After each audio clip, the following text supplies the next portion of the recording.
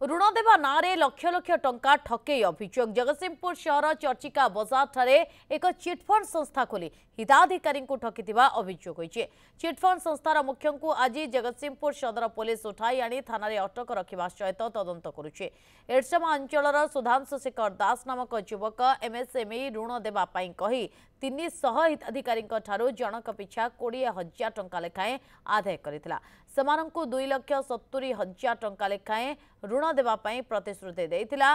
हेले ऋण देवा नारे बारंबार दिन गड़ाई चलिबारु एहाकु नै जमा खाता खोलिथिबा हिताधिकारी मध्य संदेह सृष्टि होइथिला। जहाफल आज समस्त हिताधिकारी माने संस्था कार्यालय निकटरे एकाठी होई संस्थार मुख्य सुधांशु दास को घेराव करथिले। घटनास्थल में सदर पुलिस पहुंची अभियोगकारी को थाना को आसी एतला देवा पाई परामर्श देथिले।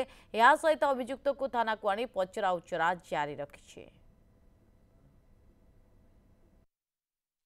कहले प्रधानमंत्री गोटे आसी स्कीम यहाँ पाइले तुम हूँ 2,70,000 आस 70,000 टका छाड़े आ 2 लाख टका पाइब यहाँ नेले तुम हूँ सब किसी लोन सुझीदबा आम सब लोभर हूँ करूँ आ 20,000 लेखा 20,000 गत 6 मास तले ए बाबू जो सहमत अच्छा सी आस आम कले गवर्नमेंट गोटे लोन आसी आउ समस्त लोन मिलूँ गवर्नमेंट तरफ आपण मैंने ये पैसा डिपोजिट करूँ आपन को आम एत दिन भितर 10 दिन 15 दिन भर लोन देदेव।